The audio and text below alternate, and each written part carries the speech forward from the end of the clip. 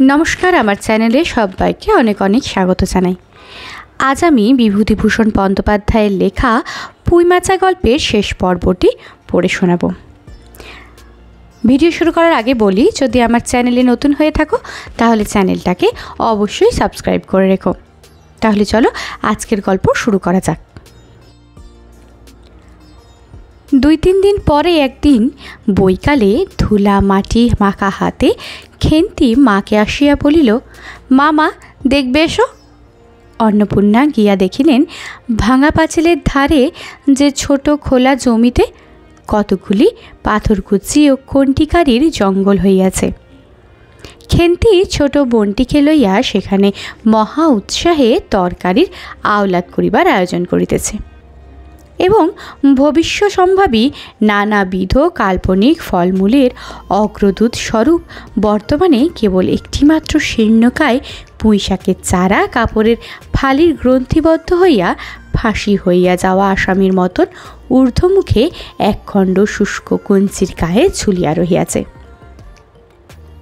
ফলমূলাদির অবশিষ্টগুলি আপাতত তার বড় মেয়ের মস্তিষ্কের মধ্যে অবস্থিতি করিতেছে। দিনের আলোই এখনও বাহির হয় নাই।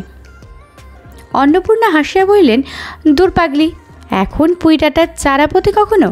বর্ষাকালে পুঁততে হয়, এখন যে জল না পেয়ে মরে যাবে। খেন্তি বলল, কেন? আমি রোজ জল ঢালব।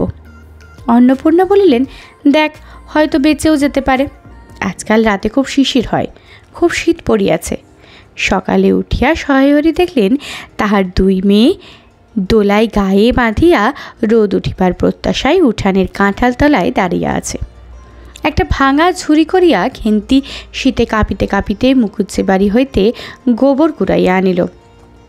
সহায়রি বলিলেন, হ্যাঁ মা খেন্তি, তা সকালে উঠে জামাটা গায়ে দিতে তোর কি হয়? দেখ দেখি এই শীত। আচ্ছা দিচ্ছি বাবা। কই শীত? তেমন তো। হ্যাঁ মা, দে এখুনি। অসুখ বিসুখ 5 রকম হতে পারে, বুঝলি নে। সহায়হরি বাহির হইয়া গেলেন।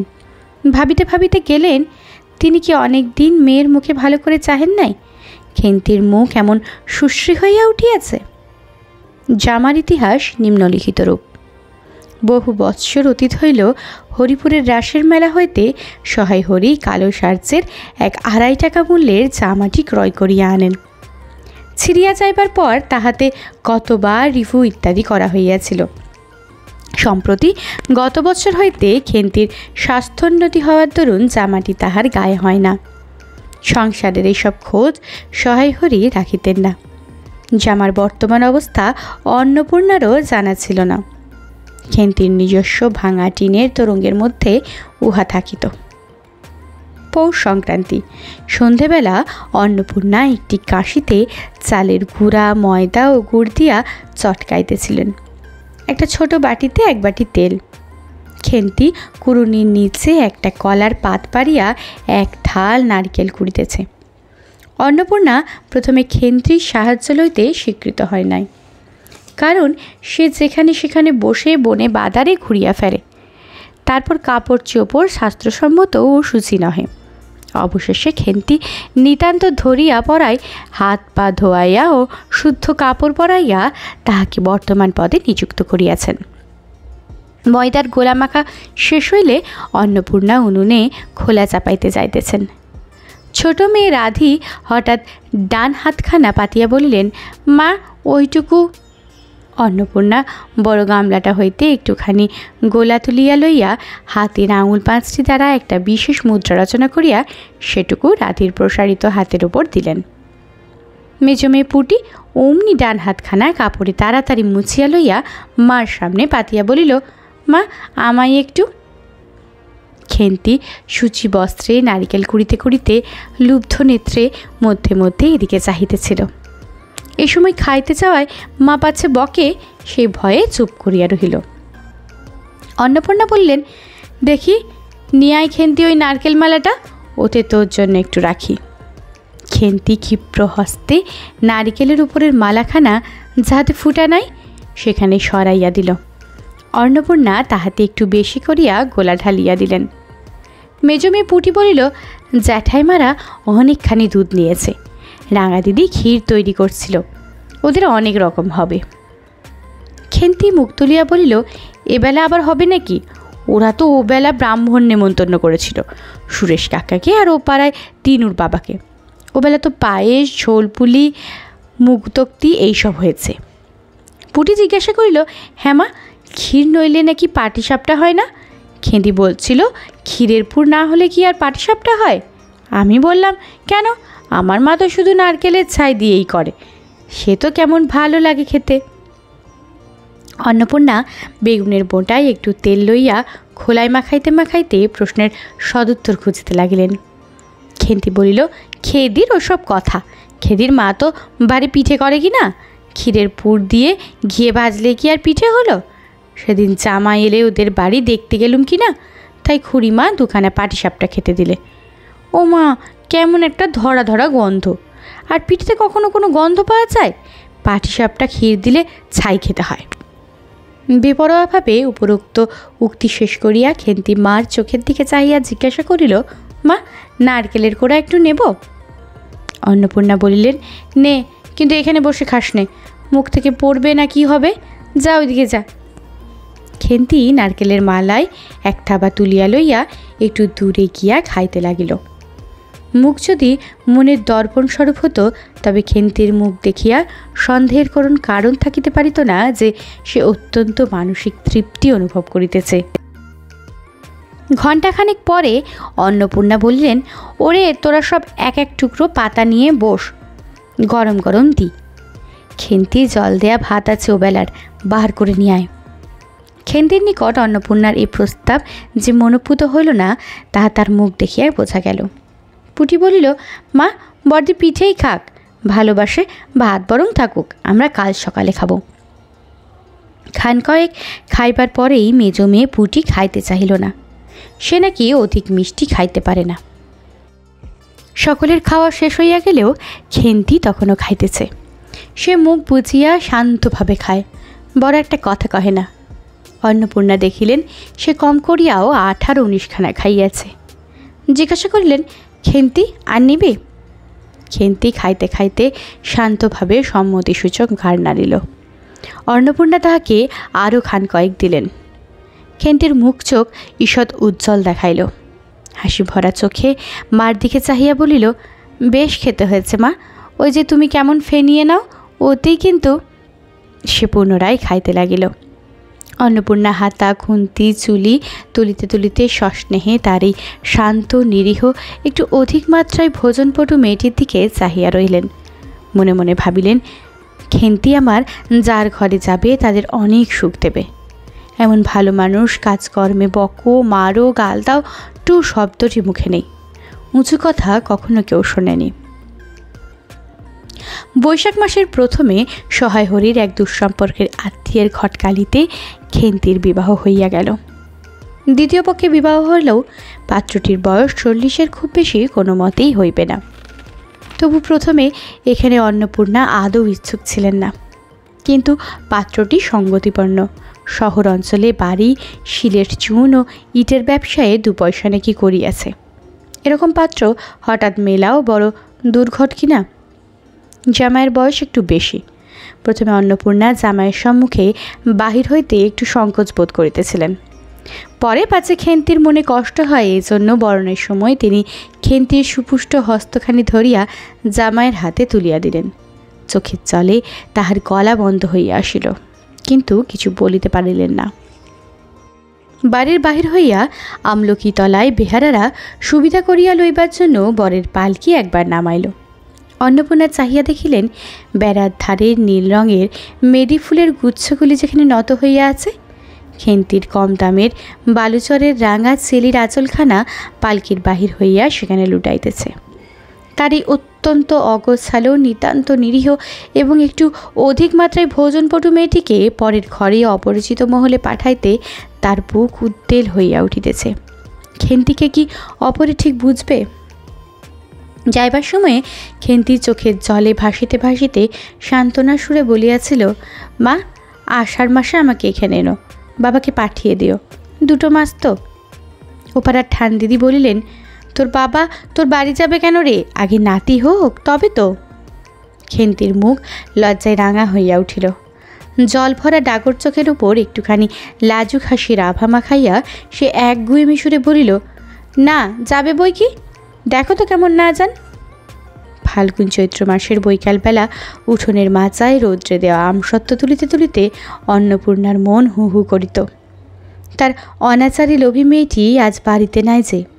কোথা হইতে বেড়াইয়া আসিয়া লজ্জাহীনার মতো হাতখানি পাতিয়া মিনতির সুরে অমনি বলিবে, মা বলবো একটা কথা, ওই কোনটা ছিঁড়ে একটুখানি। 1 বছরের উপর হইয়া গেছে।